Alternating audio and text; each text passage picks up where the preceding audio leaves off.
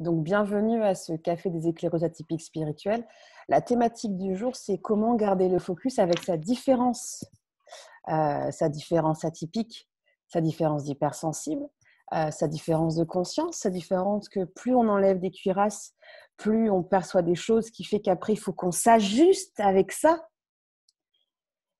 On fait comment pour garder le focus en prenant en compte cette différence sans pour autant se stigmatiser, parce que ce n'est pas le but, sans pour autant se victimiser, mais prendre en compte que cette différence impacte sur c'est facile, tu fais ça, tu gardes ton focus et puis c'est tout. Hein. Allez, on va commencer là-dessus. Qui veut prendre le micro sur... on a le droit de pester quand on n'arrive pas à garder le focus. On a le droit de déposer. Alors, il faut que tout le monde puisse parler, donc essayez de vous mesurer quand même. Mais voilà, réfléchissez à qu'est-ce que vous voulez dire sur les petites réflexions quand tu oses exprimer que tu en as marre, que tu n'arrives pas à faire avancer des projets et que tu n'arrives pas à garder le focus. Et tu peux te prendre par moments des réflexions où tu peux ressentir en face une personne qui ne comprend pas ce que tu exprimes. Et après, on ira plus loin. Qui veut prendre le micro? Alors moi, je veux bien, ça me Vas-y. parle. Vas-y, je t'écoute. Alors en fait, moi déjà, j'en parle très très peu. C'est Ouais. quelque chose dont je parle quasiment pas. Ensuite, quand effectivement je me prends ça, j'en parle et je me prends des réflexions, je reviens en fait à mon pourquoi. Pourquoi je fais ça, pourquoi je continue et pourquoi je lâche pas. En général, ça me calme. Il est quand même assez fort mon pourquoi. Et c'est vrai que ça m'aide pas mal à continuer, voilà, tout simplement. À pas me dire je laisse tomber et je passe à autre chose. Voilà. Donc en gros, c'est les deux. Déjà, j'en parle très peu, première chose. Et deuxième chose, quand il faut que j'en parle et que je me prends des réflexions, je reviens à mon pourquoi. Ouais, merci beaucoup, Stéphanie. Voilà. Et bien. Merci. Allez-y. Vas-y, Esther. Ouais. Alors, moi, j'ai eu hier une confrontation, entre guillemets, avec mon fils. J'étais en train de lui couper les cheveux. J'avais une amie qui était là. Je lui avais fait sa couleur. Et je ne sais pas comment c'est arrivé. En fait, il a commencé à parler des gays qui ne supportent pas, des lesbiennes. Et puis, il vient, il me dit, et puis toi, de toute façon, quand je rentre, tu es toujours comme ça, là, en train de méditer. Je comprends pas ton truc, mais qu'est-ce que tu fais? Je vois pas ce que ça t'apporte. Mais vraiment, tu vois, dans la critique, où je me suis sentie un peu heurtée, et puis je lui dis, mais toi, quand tu fumes ta merde, là, tu crois que ça t'apporte quoi? Et du coup, ça l'a mis en colère. Et il me dit, ouais, tu me touches sur des... J'ai dit non. J'ai dit, Clément, il faut que tu arrives à comprendre que la différence, elle est là, et que ce que moi je fais, ça m'apporte quelque chose. Si toi, tu veux pas le comprendre et même comprendre comment un gay ou une lesbienne... il me dit, c'est dégueulasse, tous ces trucs. J'ai dit, mais ça s'appelle l'intransigeance. Et puis, essayer de se mettre à la place de l'autre. Donc, ouais, tu vois, on était en interaction où, en fait, il était dans le jugement de sa mère. Et comment tu gardes le focus quand tu es jugé par rapport à ta vérité du moment? Eh bien, en fait, si tu veux, aujourd'hui, ça m'a touchée, entre guillemets. J'ai entendu ce qu'il avait à me dire. Mais du coup, je me dis, c'est pour mon bien-être. Et aujourd'hui, quoi qu'il arrive, c'est mon bien-être qui est le plus important. Si l'extérieur ne le comprend pas, c'est une chose. Moi, je reste focus sur ce que j'ai besoin pour mon bien-être. Donc, tu reviens à ce que j'ai besoin. Ouais, c'est ça. Ce que je nourris en moi, en fait. Ok. Et l'investissement de nourriture. Ok. Tout à fait. Ouais, parce que depuis toute la semaine, il me voit faire des lives avec toi. Il me dit, mais c'est qui ça? Tu parles avec qui? Mais qu'est-ce que tu fais? Ah, j'éveille beaucoup la secte. C'est ça. J'ai toujours réveillé la secte. C'est tellement... je pense qu'avec le temps, ça commence à s'atténuer, mais en général, les personnes qui m'engagent. Gourou Audrey, ouais. Moi, j'accepte que je suis une gourou. Hein. Je suis une gouroute, en fait. Gourou, c'est le masculin. Mais oui, ça réveille le... Tu es sectaire. C'est ça, tout à fait. Sectaire. Il prend Oui. le rôle de son père, du coup, en fait, j'en prends conscience. Ouais. Parce que son père n'est pas là. Ouais. Et il fait le garde-fou, lui. Ouais. Et moi, j'ai besoin d'aucun garde-fou. Ok. Donc, en fait, ça t'appuie. Alors là, on dévie du sujet, mais à garder dans un coin quand même pour plus tard. Ouais. Ça veut dire que dans ta vie, l'homme extérieur a besoin d'avoir un rôle. Et quand tu n'es pas entouré de l'homme alpha, c'est l'homme en formation alpha qui prend le relais. Moi, j'invite ton masculin alpha à prendre le relais. Le tien. Le tien. Voilà. Oui, Parce que là, il a voulu, le patriarcat qu'il active, a voulu piquer la mère. Parce que moi, dans la subtilité de ton partage, ce que je capte, c'est que quand il est intransigeant et il sait qu'en tapant fort sur le jugement des lesbiennes et des gays, il sait qu'il y a une part de toi, mais infime, bien cachée, qui va se dire, et c'est moi qui ai élevé ça. C'est moi qui ai élevé ça. Ouais, et ça vient il est même plus une personne, hein. Il est un ça. Ouais. Et tu sais à quoi ça m'éveille? Parce que je lui ai dit hier, j'ai dit, tu parles comme ton grand-père. Parce que ton grand-père a toujours dit, si mes enfants, mes petits-enfants sont lesbiennes ou gays, je les réunirai. Et il a osé me dire, et c'est juste ce que tu me dis, il a osé me dire, mais maman, je lui ai dit, le jour où tu auras des enfants, si ça t'arrive, il m'a dit, eh ben je les réunirai. Et je me suis dit, mon Dieu, mais qu'est-ce que tu es en train de dire là? De la duplication, ça veut dire qu'il n'est pas en contact avec lui-même. Donc, comment je garde le focus avec un de mes proches dont je suis consciente qu'elle est sous emprise de son mental? Garde-le là, je reviendrai te voir après. Ouais. Elle est bien celle-là. Ouais. Ok, merci beaucoup. Je vais me le noter, merci. Suivante. Comment je garde mon focus dans ma vie pro, dans ma vie perso, dans mes projets? Moi, ce qui me vient, c'est que je sais que quand je n'arrive pas à garder le focus, c'est que je n'ai pas pris assez de temps pour moi. C'est que je me suis laissée happer par les obligations, par la culpabilité, par le côté sacrificiel. Et du coup, je me suis fait passer après tout ça. Et c'est en général là que je perds le focus. C'est vraiment mené par les obligations et la culpabilité de ne pas être une bonne mère, une bonne fille, enfin voilà, ce genre de truc, de ne pas remplir les critères normaux de la société. Donc je reviens à mes priorités, prendre soin de moi. C'est ça. Ça passe toujours par là. Parce que sinon, de toute façon, je perds mon énergie. Et quand je perds mon énergie, je ne peux pas garder le focus. Ouais. Merci beaucoup. Suivante. Oui, je veux bien parler parce que ça fait écho à ce que vient de dire Amandine. Moi, c'est ça aussi. J'ai du mal à garder le focus parce que mon focus, s'il est un petit peu déstabilisé par l'extérieur, voilà, il y a une notion d'espace. J'ai l'impression que mon espace se réduit très vite en fait, parce qu'il y a derrière sans doute la volonté de faire plaisir aux autres qui revient tout le temps. De satisfaire les autres. Donc, il y a certainement un besoin de reconnaissance à travers ça. Donc, j'essaie de me satisfaire de satisfaire les autres. Et du coup, je perds le focus de ce que je voulais faire au départ. Et du coup, je réduis mon espace personnel et ça me prend énormément d'énergie, ça me fatigue et ça me déstabilise émotionnellement, physiquement. Du coup, j'arrive pas à recréer.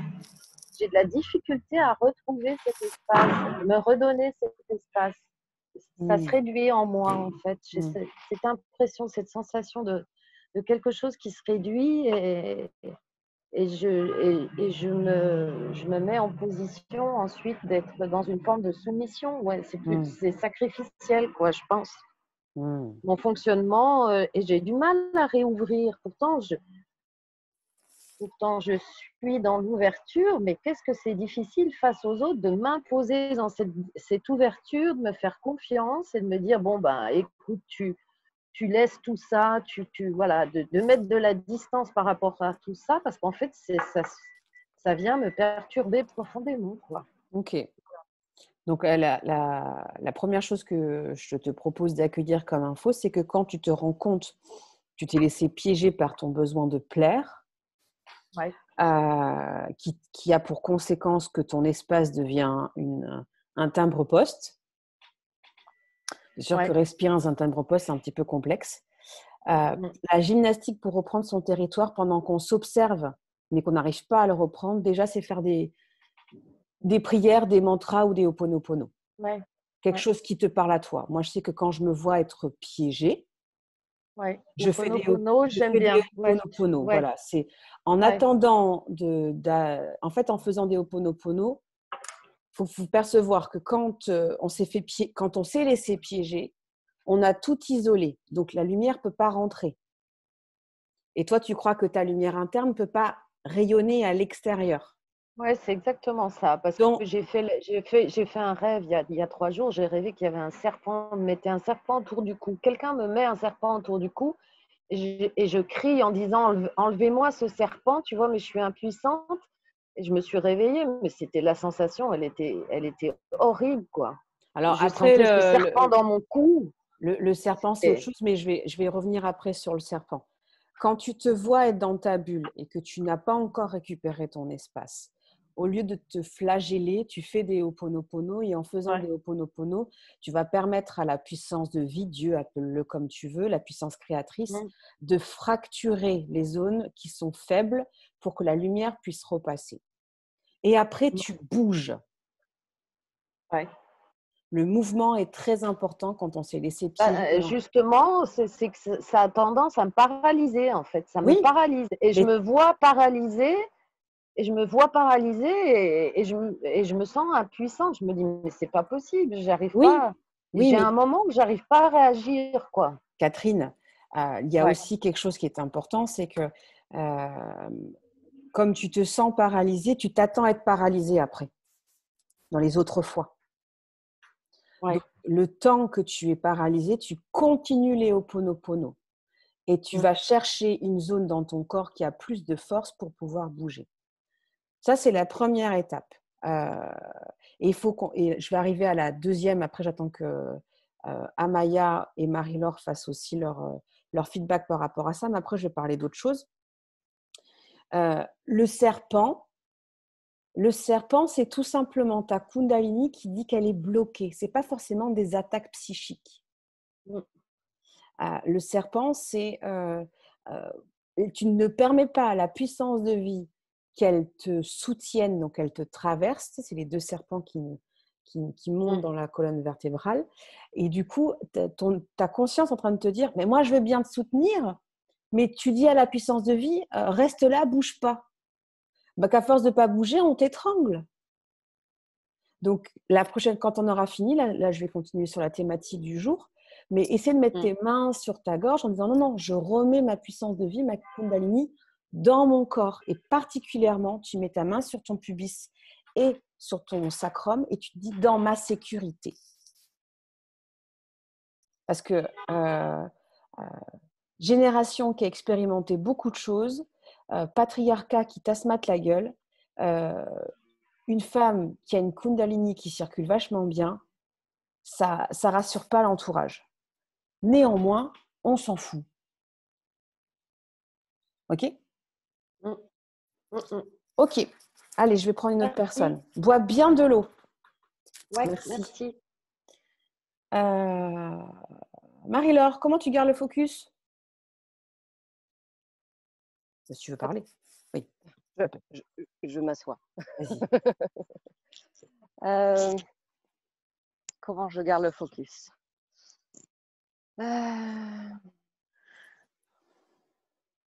Il s'est passé quelque chose ce week-end. Quand on a été marcher, on a décidé d'aller au resto donc on a marché 2h30. On a décidé d'aller d'aller manger dans un resto à Soulac, au tout début de Soulac. Et donc il y avait cette motivation, cette envie et tout ça. Et puis arrivé là-bas, il y a eu un événement avec le masque. Ça a été horrible. Et donc du coup, on s'est levé et on est parti. Et donc j'ai senti le mécanisme en moi, le mécanisme du deuil. De l'agressivité. Et c'est vrai que moi, ce qui peut me faire perdre mon focus, c'est l'agressivité extérieure. C'est vraiment comme un écho. Là, il y a 3 jours, j'ai acheté un truc sur le Bon Coin. Et le couple, c'est leur manière de communiquer, mais hyper agressif, quoi. Et juste, mais qu'est-ce que je fous là, quoi.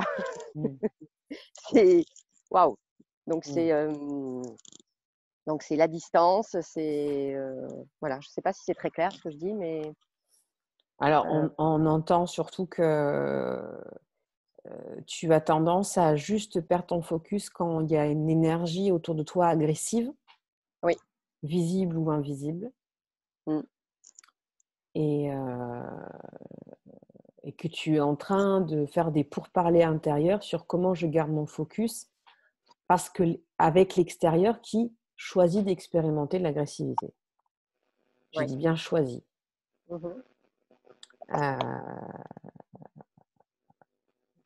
Est-ce qu'on a le droit de se permettre à ce couple qui était agressif de dire je suis très heureuse d'acheter votre objet, mais vous avez le droit d'être douce et doux maintenant.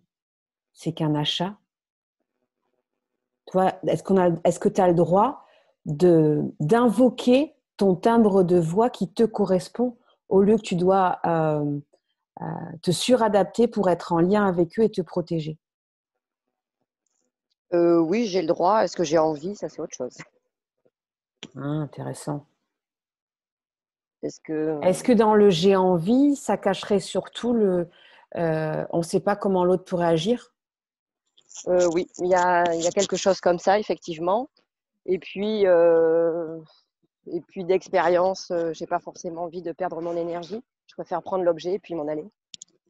Oui, mais si tu achètes un objet qui a subi un environnement d'agressivité, tu t'en vas, tu pars avec l'agressivité quand même.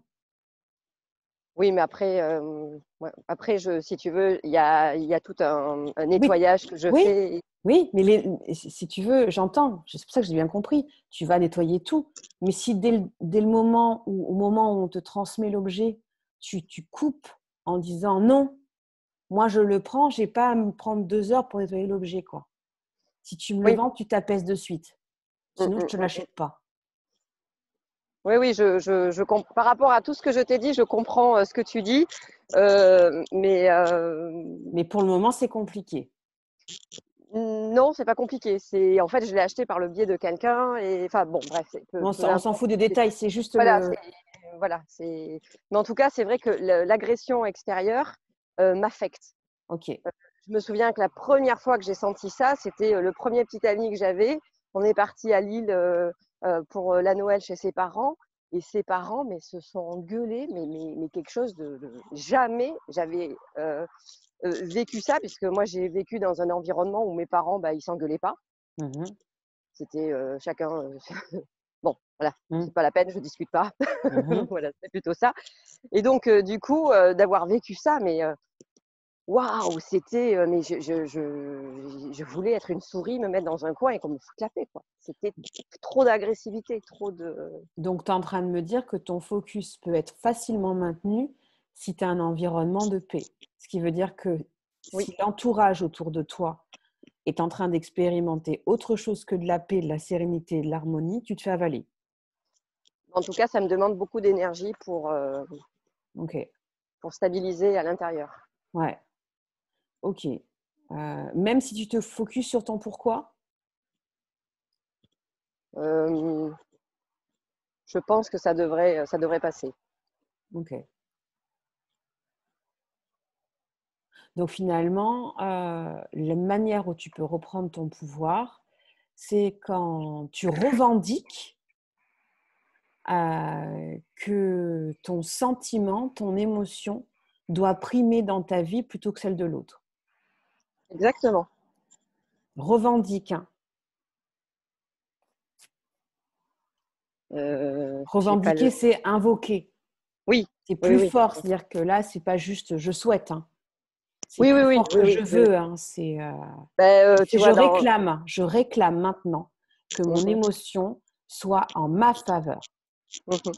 Quand j'étais plus jeune et que je quittais mes petits copains, à un moment, voilà, il y avait toujours cette phrase qui venait, je ne sacrifierai pas mon bonheur pour toi. Voilà, c'est pour moi l'invocation. Enfin, je ne sais pas si ça correspond à la définition, mais c'est. Alors, ça peut paraître égoïste, mais pas du tout. Non. Ok. Bon. Merci beaucoup. Amaya? Oui. Alors bon, je me suis reconnue plusieurs fois, notamment dans le témoignage d'Amandine, quand je me laisse happer par la sauveuse. Sinon, moi, je me rends compte que je manque de focus quand, en fait, l'atypique que je suis, elle est super excitée par tous les trucs qu'on lui propose. C'est trop bien, les formations, les projets et tout. Du coup, elle dit oui à tout. Elle a envie d'aller tout voir. Et forcément, elle a un temps limité, une énergie qu'il faut qu'elle arrive à préserver. Donc, il y a forcément un moment donné où on ne peut pas tout faire. Il faut savoir dire non à certains moments. Bon, alors. En fait, là, du coup, voilà, c'est à ce moment-là, quand je me suis engagée dans trop de projets différents, que je me suis trop laissée embarquer par mon emballement, en fait, par mon excitation, et où ça n'avance pas aussi vite que ce que je voudrais. Et alors là, c'est le mental qui prend le relais. Ben voilà, de toute façon, il se met il s'active. Donc, je sais que j'ai ce déclic, ce déclencheur, c'est l'excitation, l'emballement. Et où, quand je suis comme ça, alors maintenant, j'arrive à avoir des alertes, on va dire, en tout cas de me dire, attends, de se poser.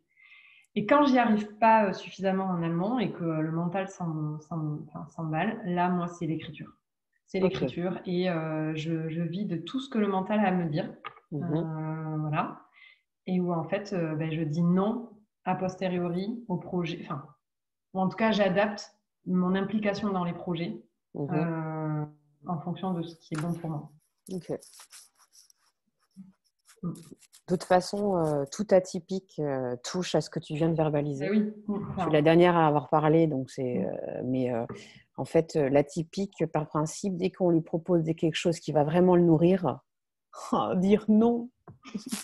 Mais non. C'est comme dire à une gourmande, tu veux de la glace? Oui. Vas-y, prends tout le buffet. Mais non, me dis pas ça. Moi, je suis pas glace, mais j'en connais qui, quand on leur dit tu peux tout prendre, non, ne me dis pas ça. Parce qu'ils savent qu'ils vont dépasser leurs limites au niveau de leur tube digestif et tout. Et après, l'apprentissage du non. Ok. Et je quitte par mon écriture. Grâce à ça, je me positionne en interne. Exactement. Ok. Bien. Alors du coup, tu me permets d'aller dans la continuité de ce que je voulais vous poser comme question. C'est quand j'arrive pas à garder le focus, qui en moi me manipule pour pas que je le garde? Et tu prends une situation particulière. Parce qu'il faut apprendre cette gymnastique, en fait, que quand on garde pas le focus, c'est que c'est une part de nous qui vient nous. Ouais. Donc là, instinctivement, le premier truc qui m'était venu, c'est le mental. Mais alors, c'est pas ça la réponse. Le mental, c'est vrai, mais c'est général. Ouais. C'est va plus en précision. Le mental, tu pouvais le dire il y a 2 ans. Là, maintenant, avec tout ce que tu as appris et tout, va chercher les voies plus précises. Est-ce que c'est ton enfant? Est-ce que c'est ton ado? Est-ce que c'est ta part sacrificielle? Est-ce que c'est ta part étudiante? Est-ce que c'est ta part qui a besoin de plaire? Enfin, tu vois. Non, c'est la part enfant qui voulait tout faire quand elle était petite. Tout, plein de choses. Tout. Alors, quel âge elle a? Bon, je ne sais pas dire. Tu as l'exemple en tête ou c'est l'enfant là qui vient? Ouais, non, c'est juste l'enfant qui vient. Ok. Enfin, non, mais j'ai un truc qui me vient, c'est que, voilà, tu vois, quand il fallait choisir les activités périscolaires, je vais dire, moi, j'arrivais pas à choisir. Enfin, moi, tout me disait, quoi. Et ma mère avait décrété que ça serait une activité sportive et la musique. Et moi, du coup, T'as dit quoi? pour T'as dit quoi? l'activité sportive et la musique. Ok. Voilà, une activité sportive et une activité musique. Et accessoirement, l'activité sportive, elle avait décrété que ça serait la danse. Donc en soi, je suis en train de me dire, j'ai pas eu trop le choix. Ouais. Mais moi, voilà, si elle m'avait demandé, j'aurais fait plein de choses. Par contre, on m'a demandé pour faire pour les instruments de musique. Ça a été hyper dur de choisir. Moi, tout me disait, quoi. Alors, là, merci, tu me permets de te dire, quand tu as tout qui te dit, la part de toi qui t'influence, elle est connectée à tout le monde.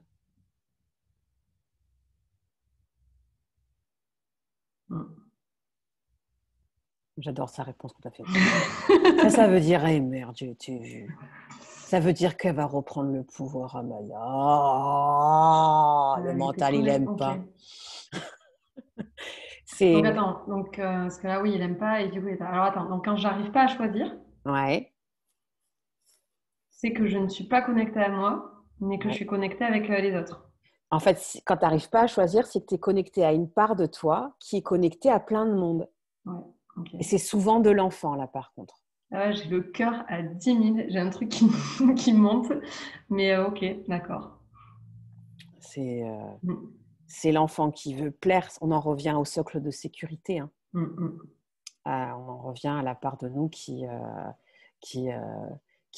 avait besoin qu'on valorise sa différence, qui avait besoin d'éducation émotionnelle, qui avait besoin d'encouragement à découvrir le monde au-delà de son genre, qui avait besoin qu'on l'encourage à être active et en même temps qu'on l'encourage à être inactive, qui avait besoin qu'on l'encourage à verbaliser ses besoins. Enfin, moi, par exemple, maintenant, j'ai 2 filles. J'en ai une, spontanément, elle va intervenir, elle va aider pour le foyer. Et l'autre, si on ne lui dit pas, spontanément, elle n'y pense pas. Mais ça ne veut pas dire qu'elle n'est pas investie pour le foyer. C'est juste qu'elle va passer à côté de la table entre débarrasser une assiette avec le pot de Nutella et aller à la Switch. Elle va aller à la Switch. Et ça n'a rien à voir avec son âge. C'est si on ne lui dit pas, tu peux faire ça s'il te plaît pour aider le collectif, qui en plus, elle aime aider le collectif. Elle n'y pense pas, c'est pas spontané. Donc mon éducation et mon élévation en tant que mère, c'est de lui apprendre à se reconnecter, à apprendre à co-participer pour le foyer et à déposer son réflexe d'individualité. Il y en a, ils sont hyper collectifs parce qu'on leur a appris à faire ça. Mais tu sais pourquoi elle fait ça? Parce que sa mère a été hyper sacrificielle. Donc, en rébellion à cette mère qui a appris à déprogrammer son sacrificiel, elle est hyper individuelle. Mais en sous-jacent, si tu lèves le pot, il y a du sacrificiel en énergétique. Donc, c'est quels sont les besoins que ta petite fille aurait voulu avoir et qu'elle est toujours en train de frapper à la porte. Tu peux prendre juste un papier et un crayon, faites-le vous toutes si vous voulez. Hein. Tu fais un petit bonhomme allumette et tu laisses tes doigts. Combien de liens, en fait, j'ai? Mon enfant intérieur, elle est connectée, mon ado, elle est connectée à combien de personnes, là? Il y a Dimitri, là, rien que visuellement. Et là, en fait, tu la vois qui tape à la porte et qui fait « Coucou, mamie, j'attends toujours que tu me donnes la recette à la myrtille.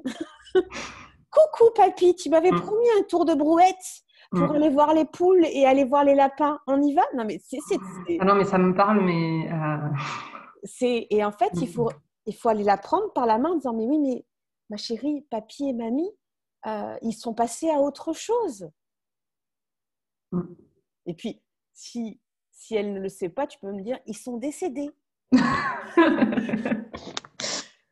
Quoi? Mais ils sont morts quand? Pendant mon coma? Oui, pardon. Mettons un petit peu d'ironie. Mais c'est à reconnecter. Si tu arrives déjà à aller parler à 3 liens, c'est déjà énorme.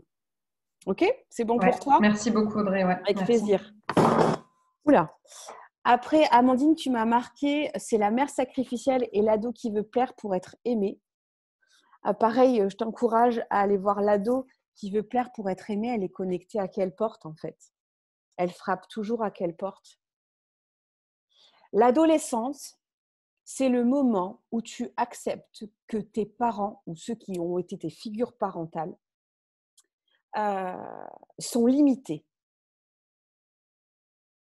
Oui, ils vont te déplaire parce que tu t'attends à un pardon et non, ils ne te demanderont jamais pardon parce que pour eux, ils n'ont pas fauté ou parce que pour eux, il est hors de question qu'ils verbalisent de te demander pardon. Ça veut dire se remettre en question et en se remettant en question, ils se mettent en contact avec des émotions qu'ils n'ont pas envie de toucher. Donc, tu comprends, chère adolescente, malgré l'âge que tu as aujourd'hui, tu n'auras jamais ton pardon, fais pas chier. Et l'ado qui est en nous, peu importe qu'on ait 20, 30, 40, 50 ou 100 ans, attend toujours que le parent nous dise « mais tu sais, j'aurais aimé, mais j'ai pas pu, je te demande pardon ». Et pendant que ton ado, il est connecté à « j'attends toujours mon pardon, moi », ben, il est en fusion avec ce parent. C'est tellement ça. Il est en fusion avec ce parent et le problème, c'est que le parent va parasiter l'ado. Et comment l'ado va demander de l'aide? En te parasitant toi. Et là, tu perds ton focus. Je la redis, ton ado est connecté à ton parent parce qu'il attend le pardon. Le parent va donc être en fusion avec ta part adolescente. À un moment donné, cette fusion fait qu'on en revient à ce que partageait Catherine, elle n'a plus de territoire. Donc, comme elle n'a plus de territoire, elle va venir taper à la porte de l'adulte que tu es.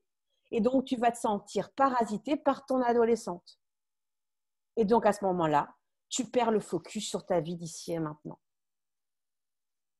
C'est pour ça que garder le focus quand on est une ou un atypique, c'est pas pareil que quand on est une personne dite normale. Hein? À bon entendeur, à tous ceux qui nous disent ouais, t'es atypique, enfin bon, t'as pas 18 sur 20, ta gueule. Vraiment, ta gueule. Parce que là, je nomme juste les liens, mais vous les faites naturellement. Là, je nomme. Vous faites ces liens toute seule, sans moi. C'est juste que je mets en lumière vos liens qui existent déjà. Donc, je t'invite, Amandine, et vous toutes, à avoir bien ce papier et ce crayon et à ramener l'ado vers toi ou l'enfant vers toi et en lui expliquant. Maintenant, ça suffit. Pendant que tu attends que cet adulte ou cette personne te demande pardon, elle fusionne avec toi. Elle commence à te sortir par les trous de nez parce que du coup, tu ne peux pas faire ton dessin comme tu veux, tu ne peux pas aller aux toilettes comme tu veux, tu ne peux pas découvrir ton corps comme tu veux. Et après, tu viens m'envahir et ça perturbe mon focus de ma réalisation personnelle et professionnelle. Donc, je vais t'aider, ma chérie, mais on va couper pour de vrai. Et là, tu me sors imaginement des merveilleux ciseaux d'inauguration. Des beaux ciseaux en or, là. Que bien sûr, la part de toi médicale a cautérisé avant, désinfecté. Comme ça, il n'y aura pas d'infection sur le cordon ombilical. Et tu coupes. Ça passe ? Ouais, je vais refaire la méditation du cordon, là. Oui, ben voilà, j'allais vous dire, là, vous avez une super méditation dans le défi « Je te libère mon foie » sur le cordon. Allez les réécouter là-dessus. Hein. C'est bon pour toi? Ouais. Suivante. Qui me défocus? Ils sont tout à plat. Ah purée, là, on s'est pris un shoot, là. Tu m'étonnes. Moi, je pense que c'est l'enfant en moi qui est face à son père et qui lui dit « Maintenant, ça suffit, je ne veux plus te voir. Je ne viendrai plus te chercher. » Et là, en fait, je suis complètement coupée, paralysée et je n'arrive pas justement à garder mon focus parce que je ne sais pas quoi dire. Et du coup, ouais, je sors de la voiture et après, je hurle, quoi. T'es en état de choc. Ouais, sur le coup, je suis pas capable de dire quoi que ce soit. Et puis après, je suis doublement en état de choc parce que personne ne me croit de ce que j'ai été accusée, quoi. État de choc. Ouais. Alors, quand que ce soit l'enfant ou l'ado qui est en état de choc, là, il faut activer la bonne mère et le bon père, que je vous dis souvent dans plusieurs approches, méditation. C'est la bonne mère et le bon père qui est en toi, qui peut sortir l'enfant de l'état de choc.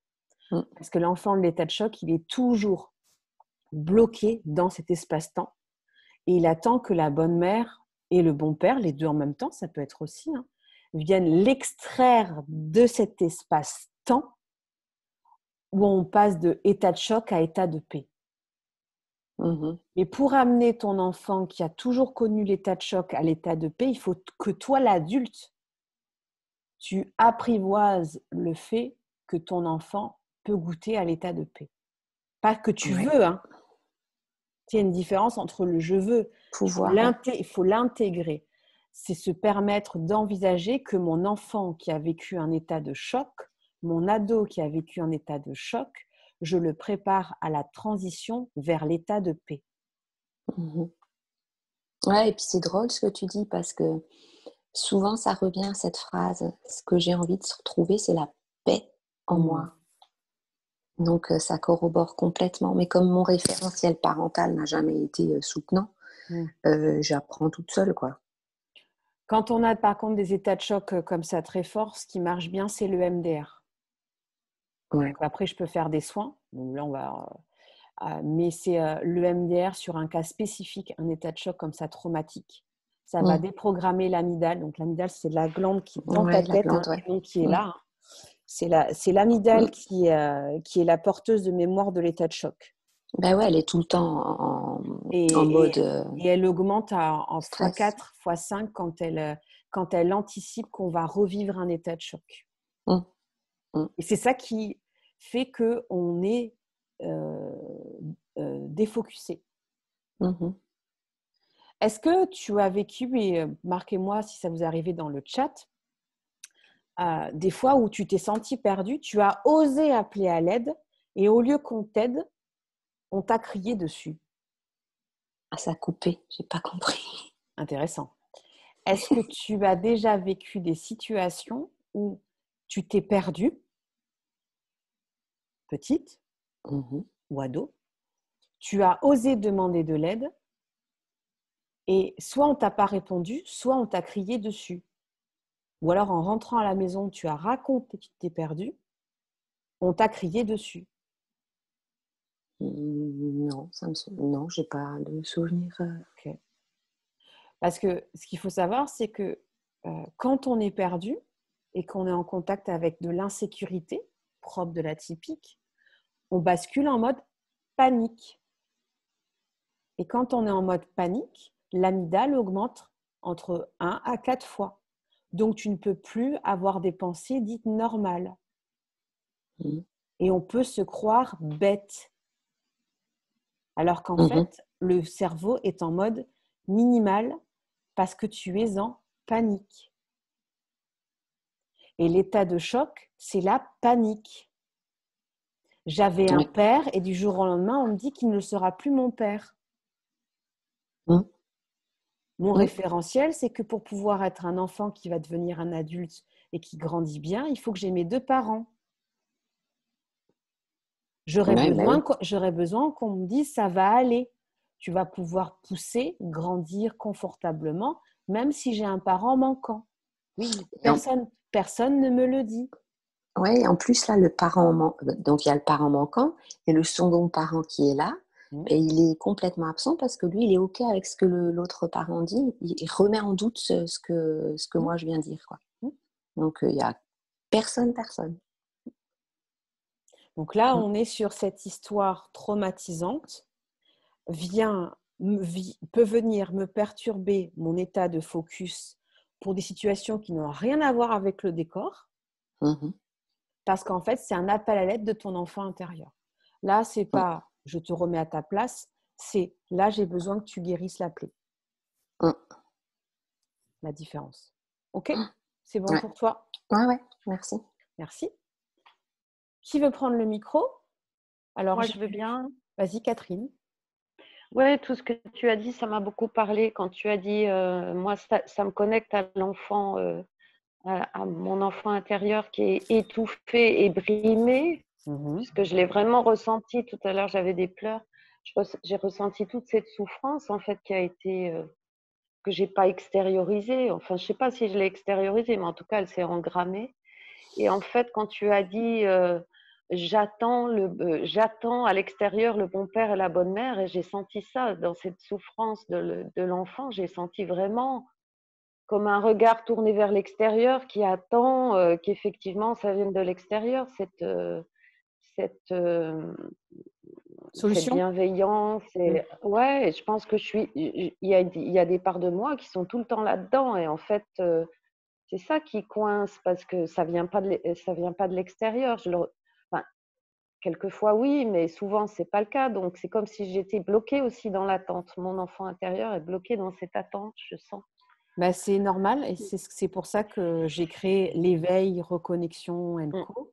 Je fais tous ces programmes parce que ce socle de sécurité active la bonne mère et le bon père en nous. Et c'est comme ça qu'à force, on arrive. Alors là, déjà, toi, tu acceptes le constat que des parts de toi, déjà, c'est cool, des parts de toi osent dire, nous, on veut bien la bonne mère et le bon père. Il y a d'autres parts de toi, et ça, c'est quelque chose qu'il faut qu'on salue. Je le vois chez toi, mais je le dis pour nous toutes. C'est quand nous, on dit, mais moi, je ne me sens pas câblée pour être la bonne mère et le bon père. C'est pas que je me sens pas câblée, mais d'un seul coup, j'ai senti comme si je pouvais pas l'être. C'est drôle, je sais pas pourquoi, j'ai ressenti ça. C'est comme si finalement mon enfant intérieur l'attend tellement de l'extérieur qu'il cherche, comme s'il n'y avait pas la possibilité de le trouver ailleurs qu'à l'extérieur, tu vois. C'est drôle. Donc là, il y a deux choses. Il y a déjà l'enfant qui finalement te fait croire qu'il veut la solution, mais il la veut toujours de l'extérieur. Donc, il y a un bénéfice gagnant à attendre que ça soit l'extérieur qui me sauve. Et il y a une deuxième chose, c'est que la graine de la bonne mère et du bon père en toi n'a pas l'espace pour pouvoir pousser. La seule solution qui aide dans ces cas-là, c'est la foi. Et ça me donne mal à la tête, là. J'ai une espèce de maux de tête qui vient.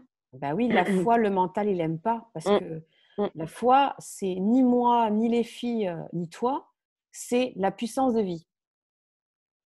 Parce que je pense que quelque part, tu as dit le mot panique aussi. Je ne sais pas s'il y a une histoire je ressens une forme de panique quelque part en moi. Il y a une forme de panique.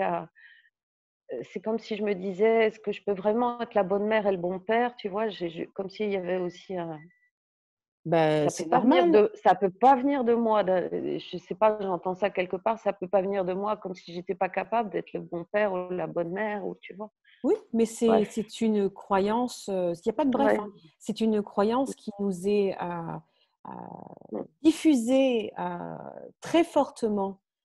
Parce qu'en fait, si tu crois que tu as la capacité de sublimer ce que ton père et ta mère ne t'ont pas donné et que tu arrives à optimiser tout ça en ta faveur, tu touches à le détachement.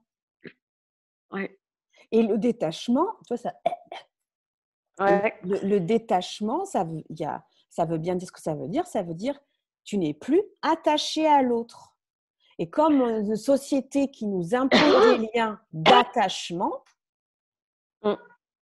par exemple, officiellement, on est attaché à nos parents jusqu'à nos 18 ans, sauf demande d'émancipation. Mais qui c'est qui dit qu'après nos 18 ans, on doit toujours être en lien avec nos parents? Personne. Et qu'est-ce que font l'essentiel des enfants? Ils sont en lien avec leurs parents. Ça devrait être une éducation de choix. Et non de « ça fait 18 ans qu'ils m'élèvent, c'est normal que je reste avec eux ». Pourquoi? Parce qu'il y a beaucoup de liens de parents-enfants qui sont de l'attachement. Donc, de facto, le parent s'attend à ce que tu restes près de lui. Et qu'est-ce que font beaucoup d'enfants pour prouver pour aller à l'opposé de ça? Ils vont vouloir s'éloigner, soit dans l'attitude, soit dans le choix de leur relation, le choix de leur profession, soit ils vont déménager hyper loin, mais tout cela n'est qu'une réaction. Jusqu'au jour où, malgré que tu aies dit merde en invisible ou que tu l'aies verbalisé, que tu aies fait beaucoup de thérapie, que tu es allé à l'autre bout du monde, tu te rends compte qu'il y a toujours de l'emprise, tu décides en fait de te désempriser. Et là, tu découvres la liberté. Ouais, c'est rigolo parce qu'il y a 10 minutes, ma mère vient de m'envoyer un message. Voilà. Elle m'a envoyé une photo avec les récoltes de son jardin.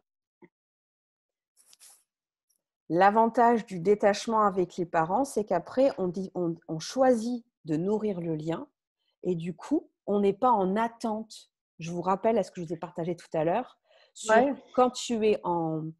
quand l'ado ou l'enfant est en lien,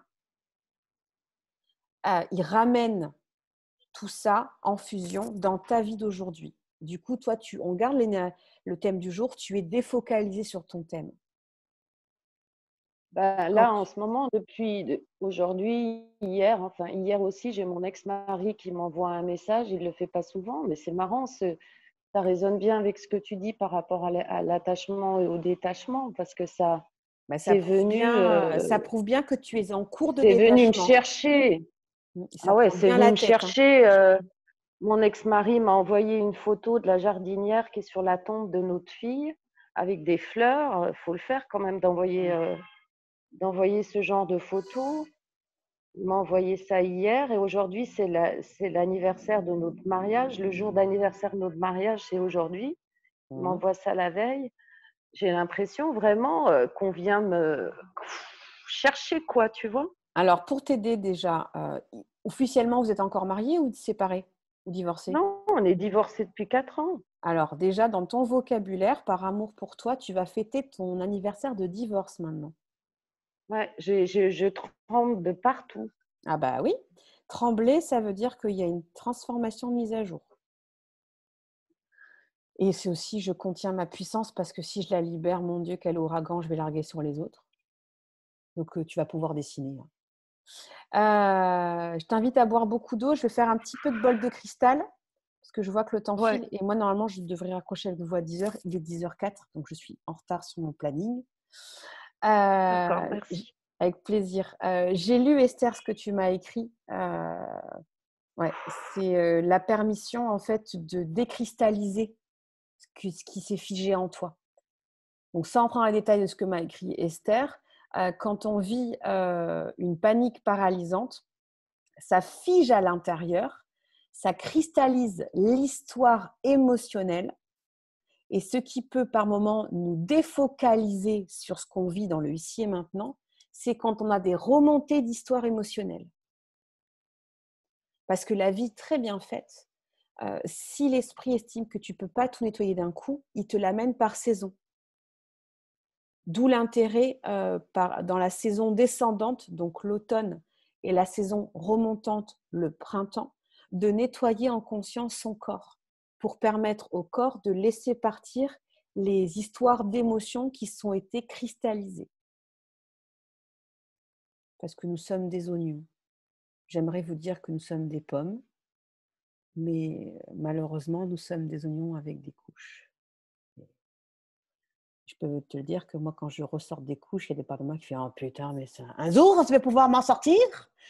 Il y a tout en moi qui fait « Oui, quand tu seras désincarné. Oh, ta gueule !»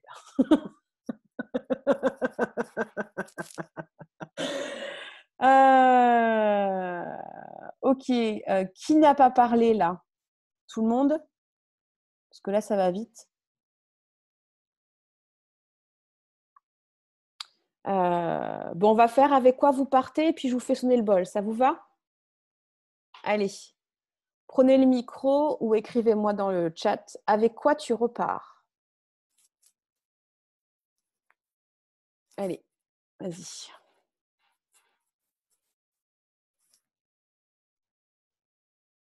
Personne ne veut prendre le micro avec quoi on repart? Allez, vas-y Stéphanie. Allez, alors je me lance. Donc en fait, moi j'ai trouvé intéressant, ça m'a bien parlé, quand on n'arrive pas à choisir, c'est qu'on est connecté à plein de monde. Parce que ça m'arrive aussi de ne pas avoir à choisir, donc voilà, ça m'a bien parlé. Donc il y a une prise de conscience par rapport à ça. Avec plaisir. Voilà, merci. À toi Esther, avec quoi tu repars? Eh bien, je repars avec beaucoup d'informations et du coup, je prends conscience que mon enfant a vraiment besoin d'être connecté à la bonne mère et au bon père pour le rassurer. Ce que je ne fais pas suffisamment. Changement de formulation. Je fais du mieux que je peux, vu le référentiel de bonne mère et de bon père que j'ai eu. Oui, tout à fait. Et la seule personne qui peut compenser le manque de référentiel de bonne mère et de bon père, ça passe par ta relation avec la foi. Et après, ça peut se matérialiser avec des bonnes mamans. On retrouve des bonnes mamans et des bons papas sur le chemin. Mais pour ça, il faut demander à la puissance de vie. J'ai besoin de renforcer ma relation avec la bonne mère et le bon père. Envoyez-moi des bonnes mamans et des bons papas que je vois de temps à autre qui me font du bien. Ouais, j'ai des émotions qui montent là. C'est la permission à demander. Et justement, en fait, quand tu dis ça, j'ai ce week-end mon beau-père, donc l'ancien mari de ma maman, qui a repris contact avec moi. Donc voilà. Je cherche pas pourquoi reconnexion, ça bouge autant. Merci. Avec plaisir. Alors Amandine, tu m'as écrit je repars avec la joie de bientôt célébrer mon divorce et plus de conscience du mécanisme et donc le remède du Ho'oponopono, plus bouger pour retrouver rapidement mon espace. Ok, merci beaucoup. Marie-Laure, vas-y. Alors moi, je repars avec plein d'éclairages sur tout ce qui a été dit et merci. Avec plaisir. Ouais, merci beaucoup. Ça fait plein de réflexions, ça fait avancer. C'est le but des cafés. Ouais. Rappelez-vous que les cafés nous font du bien, mais c'est le travail qu'on fait en continu par l'éveil ou par reconnexion qui fait la transformation. Tout à fait. Ou par le cours d'amour, hein. Avec plaisir. Oui, merci. Catherine? Moi, je repars avec ce mot détachement qui est très fort là. Après tout ce qu'on a dit, je sens, que j'ai besoin encore de faire du détachement. Et puis, quand tu as parlé de l'enfant intérieur, d'installer la paix, c'est vraiment ça, je l'ai ressenti très fortement. Besoin d'apaiser cet enfant qui est dans un état de souffrance encore, et voilà, d'installer cette paix. Le mot paix me fait du bien. Voilà. Si tu le souhaites, Catherine, je t'encouragerais à acquérir le défi « Je te libère mon foie ». Oui, je ne l'ai pas fait celui-là. Ouais. Okay. Vraiment, c'est une base. Si les filles veulent partager, comment il peut impacter? Ouais, moi je veux bien. Il est top. Il est top, je te libère mon foie. D'ailleurs, tu sais quoi? Je suis allée me coucher hier soir, je l'ai mis en boucle. Je me fais tourner la nuit pendant que je dors. Il a des méditations qui sont vraiment profondes, le nerf vague, il est top, le sucre, enfin, il est vraiment excellent. Il travaille vraiment en profondeur. C'est vraiment une acquisition à faire, même si on ne s'en sent pas le moment, enfin, dans l'instant présent de le faire, et de le faire au fur et à mesure. Franchement, il est vraiment extra. Merci Esther, je t'en prie. Donc, prends soin de toi et puis si tu veux, tu m'écris et puis on fera les démarches. Ça marche. Ok, merci. Avec plaisir. Amaya, tu repars avec quoi? Vous m'entendez là? Oui. Ok. En fait, j'avais mis dans le chat, pareil que Stéphanie, en fait. Je suis, c'est le fait de se connecter, la conscience qu'en fait, je suis connectée à tout le monde. Et par contre, en plus, moi, j'ai le sentiment en fait qu'il y a eu une grosse leçon qui est passée, mais que c'est tellement gros que le mental, il a fait OK. Bon, il faudra réécouter parce que là, voilà. Donc, un peu sonné aussi, tu vois. Oui. Comme en fait, comme le soin de lundi, en fait, où je sais que c'est passé, mais ma conscience n'a pas conscience de à quelle hauteur c'est passé. Tu vois ce que je veux dire? Voilà. Ben, je te proposerai d'écouter la méditation sur le nerf vague.